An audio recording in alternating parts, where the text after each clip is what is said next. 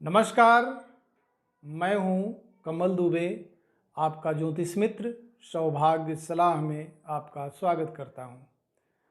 प्यारे मित्रों, आज आपको कैरियर से संबंधित जानकारी देंगे कि ग्रहों की युति अगर आपके कुंडली में कुछ इस प्रकार से है तो आपको अपने कैरियर को बनाने में बहुत ही सफलता प्राप्त होगी।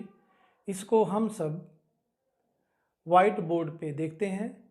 अगर आपने अपनी कोई कुंडली बनवाई है तो उसे अपने सामने रख लीजिए और जैसे जैसे मैं बताता हूँ आप भी अपनी कुंडली पे ध्यान दीजिए। अगर आपके भी कुंडली में कुछ इस प्रकार का योग बना है तो निश्चित तौर पे मानिए कि आप सफल हो सकते हैं। लेकिन सफलता असफलता के पीछे सिर्फ आपका ही हाथ होता है। अगर आप सफल होना चाहते हैं तो आपको परिश्रम अवश्य करना पड़ेगा, क्योंकि बिना परिश्रम के कोई भी व्यक्ति सफल नहीं हो सकता। कुंडली में योग बनने के बाद अगर आपका प्रयास भी उतना ही सार्थक हो तो यह निश्चित तौर पे मानिए कि सफलता आपसे बहुत नज़दीक है। तो ज़्यादा समय न लेते हुए आइए वाइट बोर्ड की तरफ चलते हैं और आपको समझाते हैं। प्यारे मित्रों, अब वाइट बोर्ड पे आपको ध्यान देना है। अगर आपने अपनी कोई कुंडली बनाई है या किसी से बनवाई है तो उसको सामने रख लीजिए। पहला सूत्र है, यदि मंगल पहले घर में, चौथे घर में, पाँचवें घर में, नौवें घर में या 10वें घर में बली अवस्था में अपनी स्वराशि या उच्च की राशि में विराजमान हो तो ऐसा व्यक्ति प्रशासनिक अधिकारी बनता है। अब सबसे पहले आपको व्हाइट बोर्ड पे यह ध्यान देने की ज़रूरत है कि यह पहला घर है, यह पहला घर है, यह चौथा घर है, यह पांचवा घर है, यह सातवां घर है, यह नौवां घर है और यह आपका 10वां घर है। मंगल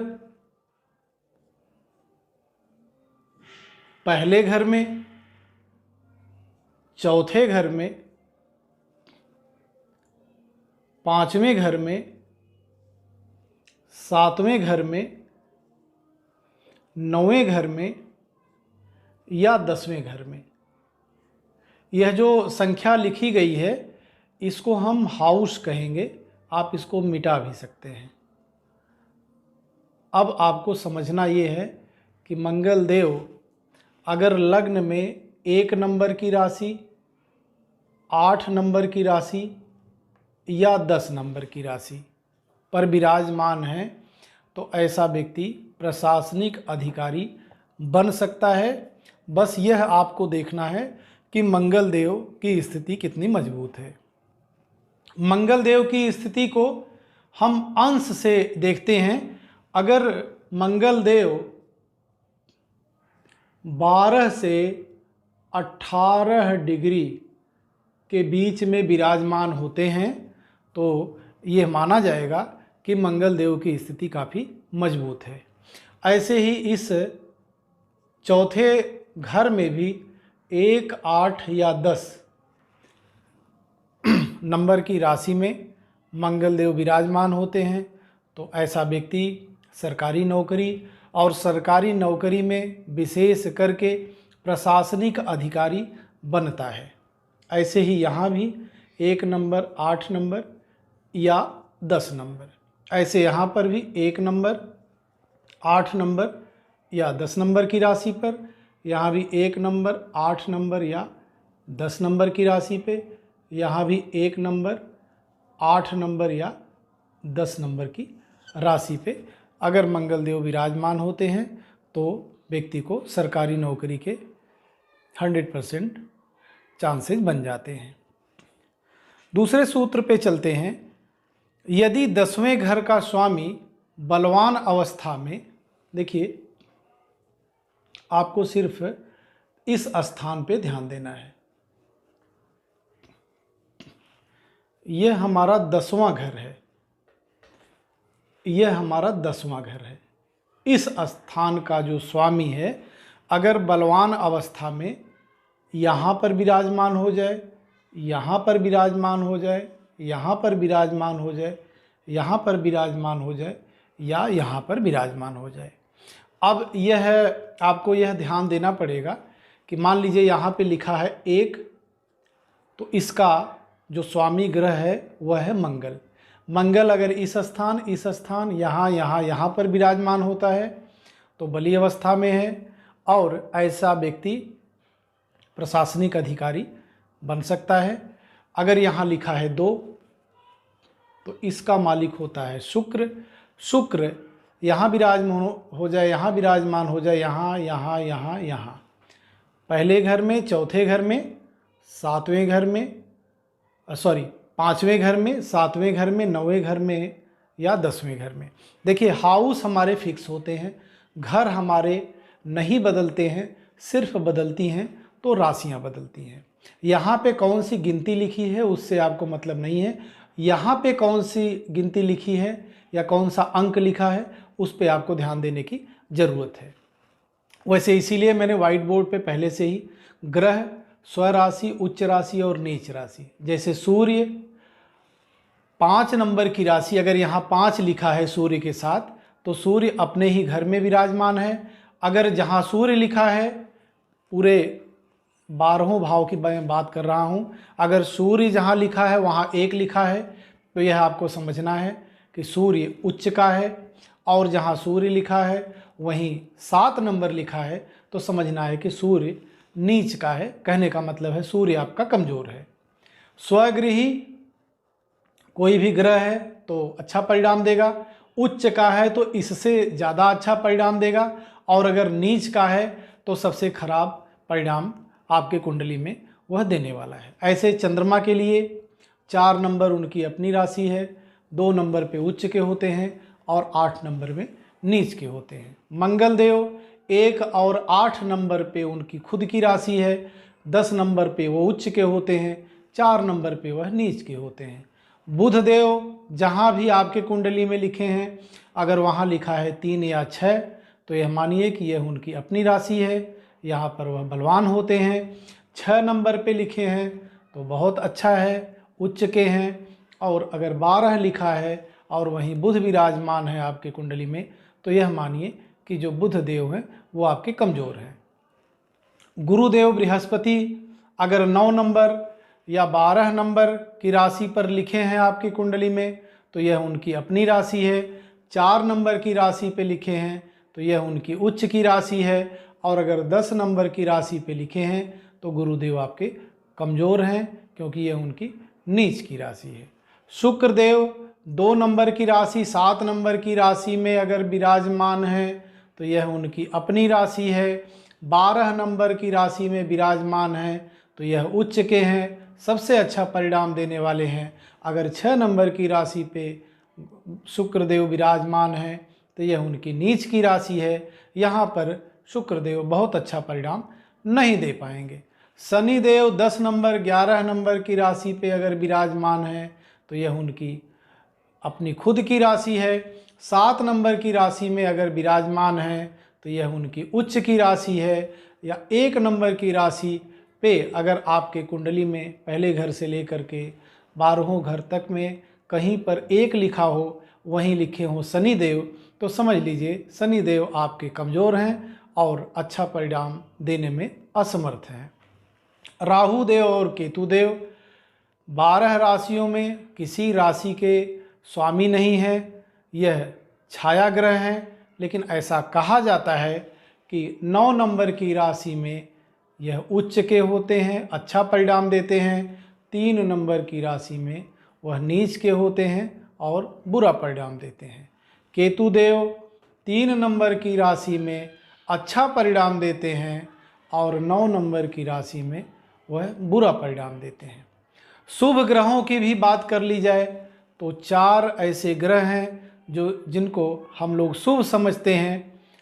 बृहस्पति, शुक्र, चंद्रमा और बुध, और पाप ग्रहों की संज्ञा में आते हैं सूर्य, मंगल, शनि, राहु और केतु। ऐसा कहा जाता है कि यह क्रूर ग्रह हैं और ऐसा कहा जाता है कि गुरु, शुक्र, चंद्रमा और बुध शुभ ग्रह हैं। दूसरे सूत्र पे आते हैं, यदि 10वें घर का स्वामी बलवान अवस्था में, जो मैंने बताया कि मान लीजिए यहाँ पर लिखा है 2, तो 2 का मालिक यहाँ से आप देख लीजिए अगर वह बलवान अवस्था में इस स्थान पर, इस स्थान पर, इस स्थान पर, यहाँ, यहाँ और यहाँ विराजमान है, तो ऐसा व्यक्ति प्रशासनिक अधिकारी बनता है। उसको सरकारी नौकरी आसानी से मिल सकती है अगर वह प्रयासरत रहेगा तो। ऐसे ही यहाँ 3 लिखा है, मैं आपको समझा ही रहा हूँ। 3 लिखा है तो इसका मतलब है इसका मालिक है, यहाँ से देख लेंगे, इसका मालिक है बुध। बुध इस स्थान पर बैठा हो, इस स्थान पर बैठा हो, इस स्थान पर बैठा हो, इस स्थान पर बैठा हो, इस स्थान पर बैठा हो या इस स्थान पर बैठा हो, और उसकी डिग्री भी 12 से 18 डिग्री के बीच में हो, तो ऐसा समझा जाएगा कि बुध बलवान अवस्था में है और वह अच्छा परिणाम देगा। और ऐसा व्यक्ति अगर प्रयास करेगा तो वह सरकारी नौकरी में जा सकता है। यह तो ऐसे ही आप 4वीं, 5वीं, 6वीं, 7वीं, 8वीं, 9वीं, 10वीं, 11वीं और 12वीं राशि के विषय में भी समझ सकते हैं। अगर 1 लिखा है तो मंगल है, 2 लिखा है तो शुक्र है, 3 लिखा है तो बुध है, 4 लिखा है तो चंद्रमा है, 5 लिखा है तो सूर्य है, 6 लिखा है तो बुध है, 7 लिखा है तो शुक्र है, 8 लिखा है तो मंगल है, 9 लिखा है तो बृहस्पति है, 10 लिखा है तो शनि है, 11वां लिखा है तो शनि है और 12 लिखा है यहाँ पर तो बृहस्पति है। ऐसे जो मैंने 10वें घर के विषय में बताया वो ग्रह यहाँ, यहाँ, यहाँ, यहाँ, यहाँ और यहाँ विराजमान है और वह मजबूत स्थिति में है। मजबूत स्थिति के लिए मैंने बता दिया, अंश में अगर वह मजबूत हैं 12 से 18 डिग्री के बीच में है तो ऐसा व्यक्ति सरकारी नौकरी में जा सकता है या प्रशासनिक अधिकारी बन सकता है। अगर यह ग्रह आपका कमज़ोर है तो उस ग्रह से संबंधित जाप कराने की आवश्यकता है और उस ग्रह का दान कराने की आवश्यकता है। यह इसका उपाय है। अब आते हैं 10वें घर का स्वामी सूर्य या गुरु अपनी स्वराशि या उच्च राशि में विराजमान हो जाए। देखिए 10वें घर का स्वामी सूर्य, यहाँ पर सूर्य लिखा हो और यहीं लिखा हो 5 या लिखा हो यहाँ 1, तो ऐसा व्यक्ति 100% प्रशासनिक अधिकारी बनता है। या यहीं पर गुरु लिखा हो, बृहस्पति लिखा हो और यहाँ अंक लिखा हो 9, 12 या 4, तो भी ऐसा व्यक्ति प्रशासनिक अधिकारी बनता है।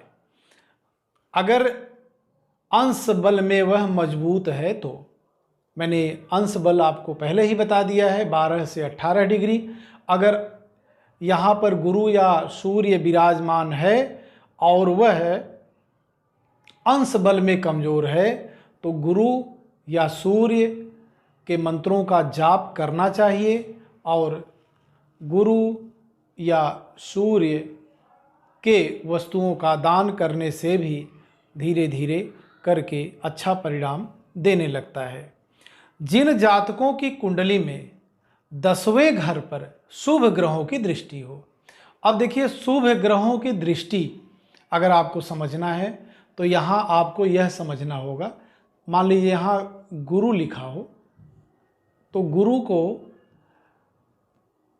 3 दिव्य दृष्टियाँ प्राप्त हैं, 5, 7 और 9। यही मान लीजिए राहु लिखा हो तो राहु को भी यही दिव्य दृष्टि प्राप्त है, और केतु लिखा हो तो उसको भी यही दृष्टि प्राप्त है। कहने का मतलब है सबसे शुभ ग्रह होता है गुरु, और गुरु को 3 दिव्य दृष्टियां प्राप्त हैं। गुरु जहां बैठेगा उस घर को तो वह शुभ करेगा ही, साथ में यहाँ से 5वें यानी इस स्थान को, यहाँ से 7वें यानी इस स्थान को, और साथ में 9वें यानी इस स्थान को भी वह शुभ कर देगा। यह सबसे शुभ ग्रह है गुरु। और यहीं पर अगर राहु और केतु, ऐसे ही आप गुरु को यहाँ भी समझ सकते हैं, यहाँ भी समझ सकते हैं, यहाँ भी समझ सकते हैं। गुरु अगर यहाँ विराजमान होगा तो इस स्थान को तो वह शुभ करेगा ही, यहाँ से 5वीं दृष्टि से यह इस स्थान को शुभ कर देगा, 7वीं दृष्टि से वह इस स्थान को शुभ कर देगा, और 9वीं दृष्टि से वह इस स्थान को शुभ कर देगा।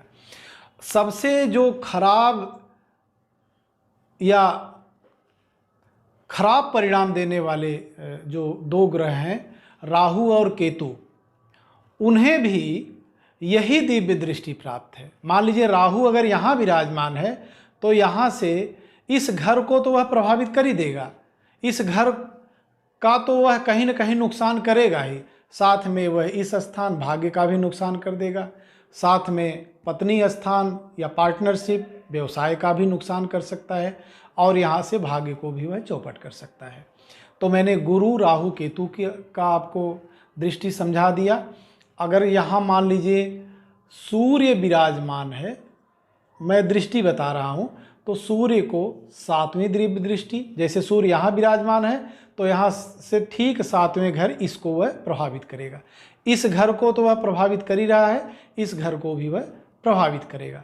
ऐसे ही मान लीजिए चंद्रमा है तो चंद्रमा भी 7वीं, यहाँ शुक्र है तो उसे भी 7वीं दिव्य दृष्टि प्राप्त है, यानी जिस स्थान पर चंद्रमा बैठेगा उस स्थान को प्रभावित करेगा, साथ में वहाँ से 7वें घर को भी वह प्रभावित करने वाला है। मान लीजिए यहाँ लिखा है शनि, तो शनि देव को भी 3 दिव्य दृष्टियाँ प्राप्त हैं। शनि देव जहाँ बैठते वहाँ से 3रे घर को प्रभावित करते हैं, 7वें घर को प्रभावित करते हैं और 10वें घर को प्रभावित करते हैं। अगर शनि देव यहाँ विराजमान है, ऐसे ही आपको गिनना है, यह आसान है, मैं इसलिए समझा दे रहा हूँ यहाँ लिख करके। अगर यहाँ शनिदेव विराजमान होते हैं तो इस जगह को तो वह प्रभावित कर ही रहे हैं, यहाँ से 3री दृष्टि से इस घर को प्रभावित करेंगे, 7वीं दृष्टि से इस घर को प्रभावित करेंगे, 10वीं दृष्टि से वो इस घर को प्रभावित करेंगे। मान लीजिए शनिदेव यहाँ विराजमान हुए तो 1 2 3 इस घर को प्रभावित कर देंगे, 4 5 6 7 इस घर को प्रभावित कर देंगे, 8 9 10 इस घर को वह प्रभावित कर देंगे। ऐसे ही आप समझ लीजिए। अब आपको समझना है मंगल देव के विषय में। मान लीजिए मंगल देव यहाँ विराजमान हैं, तो मंगल देव को भी 3 दिव्य दृष्टियाँ प्राप्त हैं। जहाँ बैठते वहाँ से 4थे घर को, वहाँ से 7वें घर को और वहाँ से 8वें घर को वह प्रभावित करते हैं। मान लीजिए मंगल देव यहीं विराजमान है लग्न में ही, तो इस घर को तो वह प्रभावित कर ही रहे हैं। यहाँ से 4थे घर को यहाँ प्रभावित कर देंगे, 7वें दृष्टि से इस घर को प्रभावित कर देंगे और अपने 8वीं दृष्टि से इस घर को वह प्रभावित कर देंगे। आशा है कि आपको दृष्टियाँ समझ में आ गई हैं। अब चलते हैं फिर अपने विषय वस्तु पे और अगले सूत्र की बात करते हैं। अगला सूत्र है हमारा,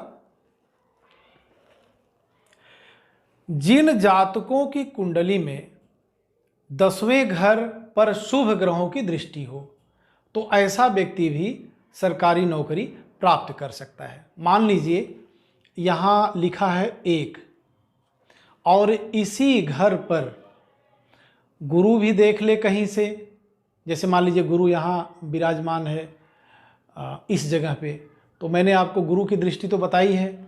गुरु की 3 दृष्टियाँ हैं, 5वीं 7वीं और 9वीं। तो 9वीं दृष्टि से गुरु इस घर को देख रहा है। कैसे देख रहा है गिनो, 1 2 3 4 5 6 7 8 9, यह शुभ ग्रह है। ऐसे ही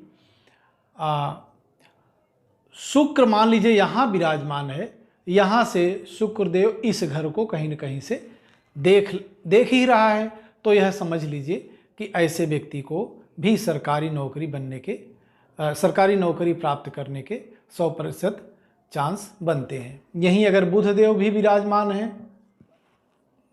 तो इस दृष्टि को देख रहे हैं, और यहाँ अगर चंद्रमा विराजमान है तो इस घर को देख रहा है। इस हिसाब से कुछ स्थिति बनेगी। 10वें घर को शुभ ग्रह अगर देखते हैं तो व्यक्ति को सरकारी नौकरी के प्रबल योग बन जाते हैं। अगला है दूसरे भाव के स्वामी का 10वें घर के स्वामी से युति हो जाए। दूसरे घर के स्वामी का, मान लीजिए यह यहाँ 1 लिखा है, यहाँ 2 लिखा है, तो यहाँ 10 लिखा होगा।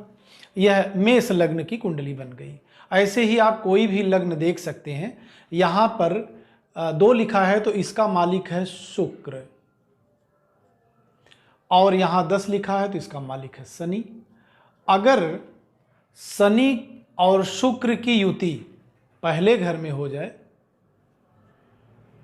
यहाँ लिखा हो शनि और शुक्र, यहीं दूसरे घर में भी हो जाए, यहीं चौथे घर में हो जाए, शनि और शुक्र 5वें घर में विराजमान हो जाए, शनि और शुक्र 7वें घर में विराजमान हो जाए, शनि और शुक्र 9वें घर में विराजमान हो जाएं, और शनि और शुक्र 10वें घर में विराजमान हो जाएं, तो ऐसे व्यक्ति को भी सरकारी नौकरी के प्रबल योग बन जाते हैं। ऐसे ही आप अलग अलग देख सकते हैं। जैसे 2 लिखा है तो यहाँ होगा 3, इसका मालिक हो जाएगा बुध, और यहाँ लिखा होगा 11, इसका मालिक हो जाएगा शनि। ऐसे करके आप 9 ग्रहों की स्थिति को आप समझ सकते हैं, अलग अलग राशियों को देख करके लग्न में, और दूसरे घर और 10वें घर की राशियों को देख करके आप आसानी से इस चीज़ को समझ सकते हैं। अगले सूत्र की तरफ चलते हैं। यदि 10वें घर का स्वामी स्वराशि या उच्च राशि का हो, मान लीजिए आपको अलग अलग समझाते हैं। मान लीजिए यहाँ लिखा है 2, तो यहाँ लिखा होगा 11, तो 10वें घर का स्वामी कौन हो गया? शनि। अगर यहाँ लिखा है 12, तो इसका स्वामी कौन हो गया? गुरु या बृहस्पति। ऐसे आप समझ लीजिए। और यहाँ लिखा होगा 3। मान लीजिए 10वें घर का जो स्वामी है यह 12 नंबर पे लिखा हो, 9 नंबर पे लिखा हो, या 4 नंबर पे लिखा हो। यह हम कैसे देख रहे हैं? यहाँ हमने जो चार्ट बनाया है उससे आप ध्यान दे दीजिए। यहाँ पे देखिए गुरु 9, 12 या 4, इसको, इस नीच वाले को नहीं ध्यान देना है आपको, सिर्फ इन्हीं पे ध्यान देना है। यहीं सूर्य लिखा हो, 5 और 1 लिखा हो, यहीं चंद्रमा लिखा हो, 4, 2 लिखा हो, यहीं मंगल लिखा हो, 1 और 8 और 10 लिखा हो, इनमें से कुछ भी लिखा हो। अगर बुध लिखा है वहीं 3 या 6 नंबर की गिनती लिखी हो। अगर गुरु लिखा है 9 और 12 या 4 नंबर का अंक लिखा हो। अगर शुक्र लिखा हो तो यहीं 2, 7 या 12 लिखा हो। शनि अगर यहाँ लिखा हो वहीं 10, 11 या 7 लिखा हो, और यहीं अगर राहु लिखा हो तो 9 लिखा हो, और यहीं अगर केतु लिखा हो तो 3 लिखा हो। तो ऐसा व्यक्ति भी आसानी से सरकारी नौकरी प्राप्त कर सकता है। चलिए अगले सूत्र पे चलते हैं। यदि 10वें भाव का स्वामी 1, 4, 5, 7, 9, 10 घर में कहीं पर भी लिखा हो। देखिए 10वें घर का स्वामी, अब 10वें घर का स्वामी अगर यही मान लीजिए सूर्य से शुरू करते हैं। अगर यहाँ सूर्य 10वें घर का स्वामी बनता है तो रहता है, और वह यहाँ पर लिखा हो 5, तो यही सूर्य यहाँ पर विराजमान हो, या लग्न में विराजमान हो, या वह चौथे घर में विराजमान हो, या वह 5वें घर में विराजमान हो, या वह 7वें घर में विराजमान हो, या वह 9वें घर में विराजमान हो। ऐसे चंद्रमा को भी आप देख सकते हैं, चंद्रमा लिखा हो और चंद्रमा लिखा हो, साथ में यही लिखा हो 4, और फिर यही चंद्रमा इस स्थान पर विराजमान हो, यहाँ विराजमान हो, यहाँ विराजमान हो, यहाँ यहाँ यहाँ, तो आप किसी भी ऐसा जातक अगर है और इस हिसाब से युति बनती है तो उसे भी सरकारी नौकरी के 100% चांस बन जाते हैं। अब एक विशेष सूत्र में वृषभ लग्न के लोगों को बता रहा हूँ। वृषभ लग्न 2 नंबर से शुरू होता है, जो आपका ये पहला घर है वहीं लिखा होगा 2। अब वृषभ लग्न की कुंडली में 10वें भाव में शनि और 4th हाउस में, चौथे घर में गुरु, यहाँ लिखा होगा 11, और यहीं पर लिखे हो शनि, और 2 3 4 5 यहीं लिखा हो 5, और यहीं लिखा हो गुरु। तो ऐसे व्यक्ति 100% सरकारी नौकरी को प्राप्त करते हैं। इस प्रकार से मैंने आपको समझाने का प्रयास किया है कि सरकारी नौकरी के योग किन जातकों की कुंडली में बनते हैं। प्यारे दर्शकों, इस प्रकार से अगर आपकी कुंडली में भी कुछ योग ऐसा बना है जैसा मैंने समझाया, तो आपको सरकारी नौकरी मिलने के पूरे चांस हैं। आपको मेहनत करना चाहिए, आपको परिश्रम करना चाहिए, क्योंकि बिना परिश्रम बिना मेहनत के कुछ होने वाला नहीं है। योग तो आपके कुंडली में है, तो उसी योग के अनुरूप आप उतना ही प्रयास भी करेंगे तो सफलता 100% आपके कदम चूमेगी। जैसे एक संस्कृत में श्लोक है, परिश्रमेण ही सिद्ध्यन्ति कार्याणि न मनोरथै न सुप्तस्य सिंहस्य प्रविशन्ति मुखे मृगा। जैसे जंगल का राजा शेर जब तक उठ करके हिरण का शिकार नहीं करता है, उसे भी भोजन नसीब नहीं होता है। ठीक उसी प्रकार से हम भी जब तक प्रयास नहीं करेंगे, पढ़ाई में अपना मन नहीं लगाएंगे, तब तक हमें भी सफलता नहीं मिल सकती है।